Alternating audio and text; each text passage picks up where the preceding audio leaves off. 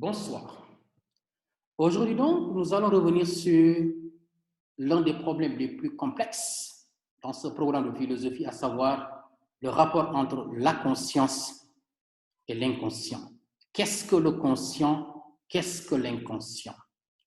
Une problématique complexe, disais-je, pourquoi? Parce qu'elle s'inscrit dans la connaissance et la compréhension de l'homme. Et comme vous le savez, votre programme de philosophie, le domaine 2, s'articule essentiellement sur la connaissance et la compréhension de l'homme, parce que justement, un être complexe est difficile à saisir dans son comportement, dans ses jugements et dans sa vie de façon générale. Et c'est pourquoi donc, la philosophie cherche à déchiffrer l'homme par le conscient et l'inconscient. Mais avant d'aborder véritablement la définition du conscient et de l'inconscient, analysons d'abord ces deux théories.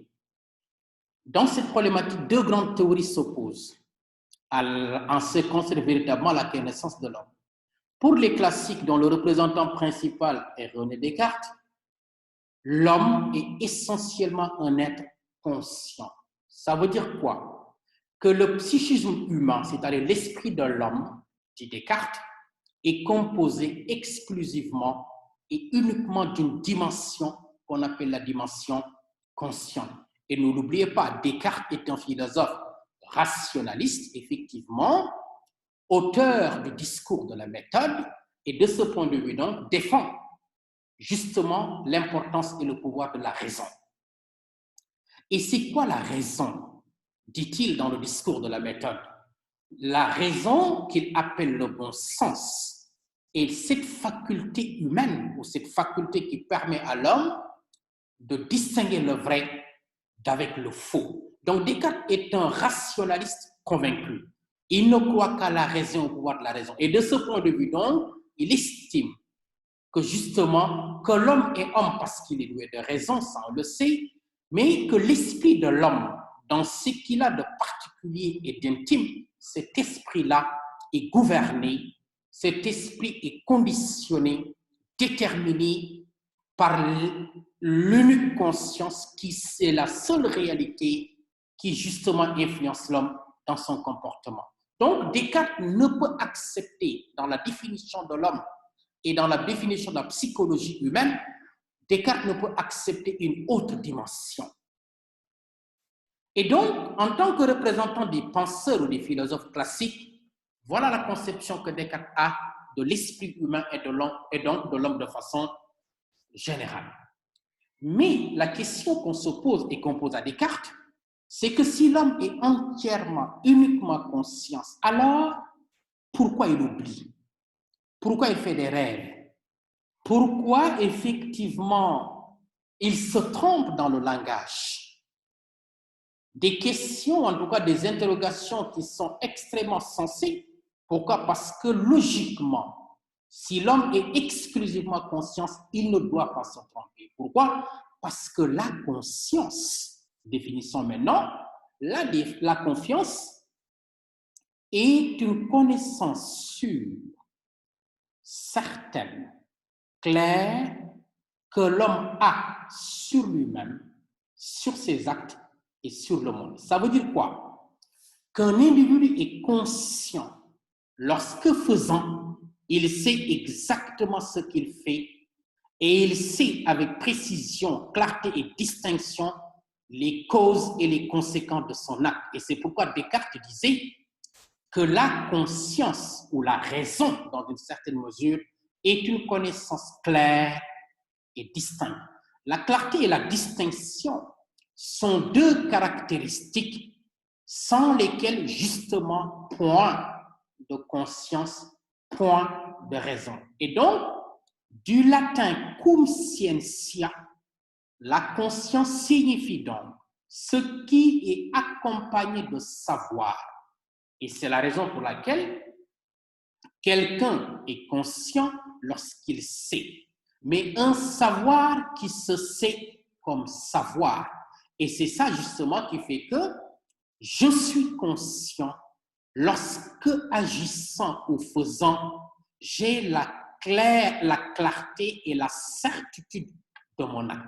Ça veut dire quoi? Qu'un acte conscient est un acte qui ne souffre pas d'incertitude qui ne sauve pas de doute parce que justement, il est tellement clair, il est tellement sûr que l'individu qui le fait en tant qu'être réfléchi connaît avec certitude, je répète, les causes et les conséquences de son acte. C'est ça la conscience. Et donc, de ce point de vue-là, si l'homme est effectivement conscience, alors la logique voudrait qu'il ne se trompe nullement et qu'il ne fasse effectivement des rêves, encore moins d'oublier. Or, justement, l'homme se trompe, il oublie et fait des rêves. Et c'est ça qui fait donc, à la différence de Descartes et du classique,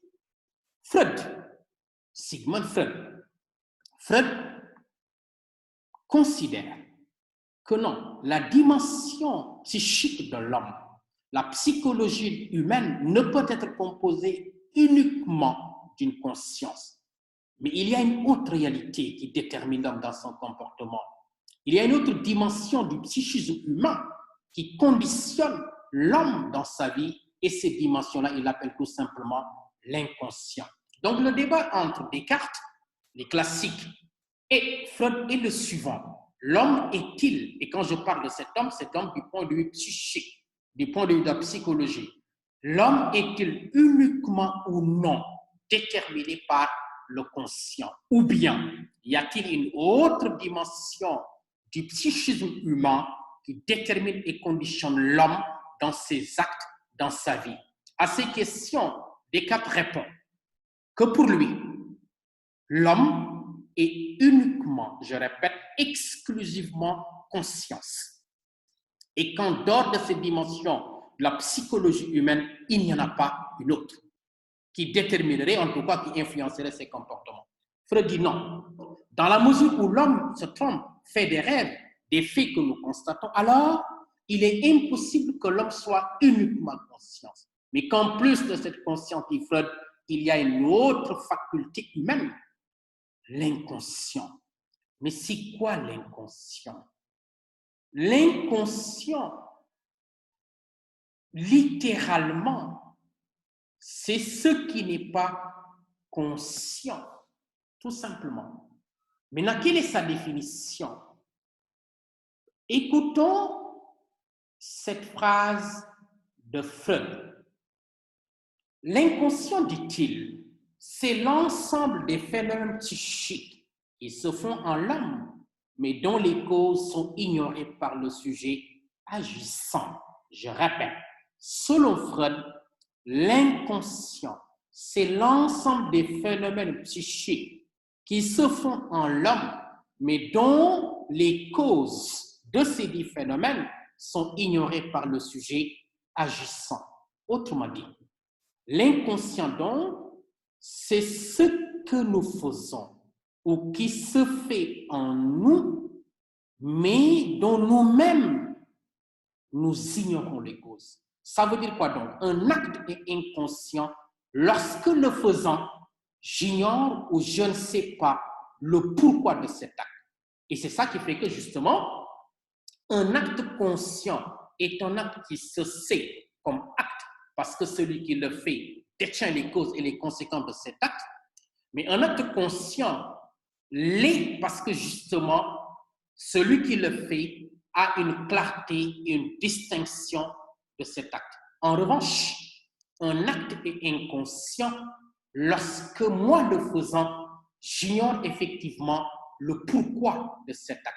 Ce qui fait que donc, dans l'inconscient, le sujet agissant ignore les causes et certainement les conséquences de son acte, alors que dans l'acte conscient, le sujet agissant sait avec certitude et clarté ses actes et donc son comportement.